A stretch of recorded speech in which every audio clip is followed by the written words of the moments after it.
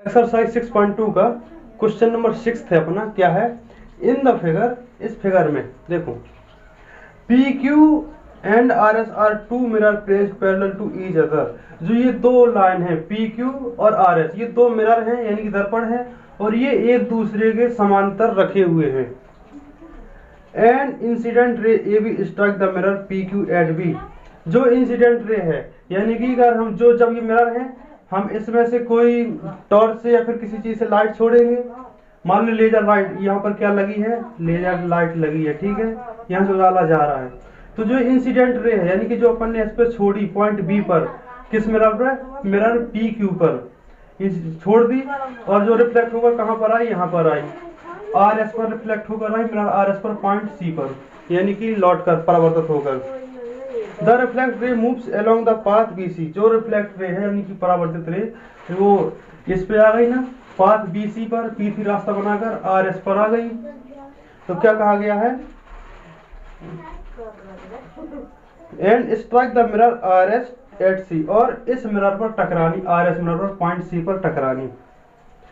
Again reflect back along C D, और यहाँ से जब मिरर पर टकराएगी तो ये इसके लिए इंसिडेंट रे बन जाएगी। यहाँ से फिर से लौट करके कहां पर गई, पॉइंट डी पर गई। Back along C D. Prove that A B parallel to C D. हमें क्या समांतर का, हमें क्या सिद्ध करना है कि ए बी सी डी के समांतर है। जो ये लाइन है ए बी सी डी ये एक दूसरे के क्या है, समांतर है, ठीक है। हमें इसमें यही दिखाना है। तो कैसे दिखाएंगे, देखो इस टॉर्च को मैं अभी मिटा देता हूँ फिलहाल।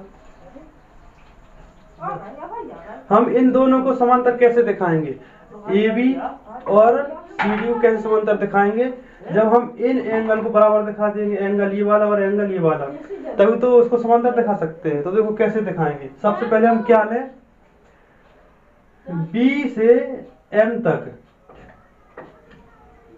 यानी कि हमने क्या कर दिया, लाइन बी एम किस पे परपेंडिकुलर कर दी, पी क्यू पर, पी क्यू पर, ठीक है। हमने यहाँ पर एक लंब डाल दिया। लंब का मतलब होता है यहाँ पर 90 डिग्री कोण। हम फिजिक्स में क्लास 10th में क्या पढ़ेंगे, इनके बारे में, दर्पण के बारे में, कैसे क्या बिहेव करते हैं। तो इसमें से एक नॉर्मल डाल दी। नॉर्मल कहते हैं कि जो यहाँ पर 90 डिग्री कोण बनाए इन दोनों के बीच में। तो हमें और क्या दिया होता है फिजिक्स में 10th क्लास में है कि इसको एक मान लो, इसको दो मान लो, ऐसे ही एक नॉर्मल यहाँ पे डाल दो, इसको 3 मान लो, इसको 4 मान लो, ठीक है, मान लिया अपन ने। ये एंगल ये इसको एक किसके बराबर हो जाएगा, 2 के बराबर, क्योंकि इंसिडेंट रे जो होती है वो रिफ्लेक्ट रे के बराबर होती है। उसी प्रकार से 3 किसके बराबर हो जाएगा, 4 के बराबर। यही नियम इसमें लगेगा, ठीक है। और ये वाला देखो, जो ये एंगल है जो ये इसके बराबर होगा, एंगल हो जाएगा। उसी प्रकार से जो ये एंगल है ये इसके बराबर हो जाएगा, इसके बराबर। तो एंगल ए बी एम, इसको एन नाम दे दो। एंगल ए बी एम किसके बराबर हो जाएगा, एंगल सी वो डी सी एन के, डी सी एन के। क्यों, अल्टरनेट इंटीरियर एंगल हो गया। अब क्या कर दें, ये एक इक्वेशन, ये 2 इक्वेशन, ये 3 इक्वेशन। तो इक्वेशन 1, 2 और 3 से हमें क्या मिला, एंगल 2 एंगल 3 के बराबर हो जाएगा। एंगल 2 जो है वो एंगल 3 के बराबर हो जाएगा, यानी कि एक दूसरे के बराबर सभी हो गए। तो हम एंगल 1 प्लस एंगल 2 एक दूसरे के बराबर है ना। एंगल 1 प्लस एंगल 1 किसको ले सकते हैं, इसको एक मान सकते हैं। उसी प्रकार से ये दोनों भी एक दूसरे के बराबर है, तो एंगल 1 और एंगल 1 किसको भी ले सकते हैं, एंगल 1 किसको भी ले सकते हैं।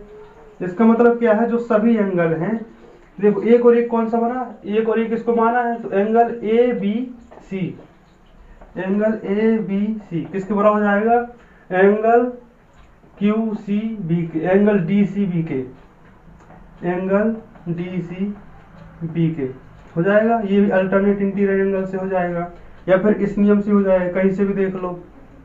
तो इस प्रकार से जब हमारे ये दोनों एंगल एक दूसरे के बराबर हो गए, तो जो हमारी ये लाइन है A B line, A B किसके समांतर हो जाएगी, सी डी के। क्यों, अल्टरनेट इंटीरियर एंगल के द्वारा, जो अभी हमने यहाँ पर सिद्ध किया है।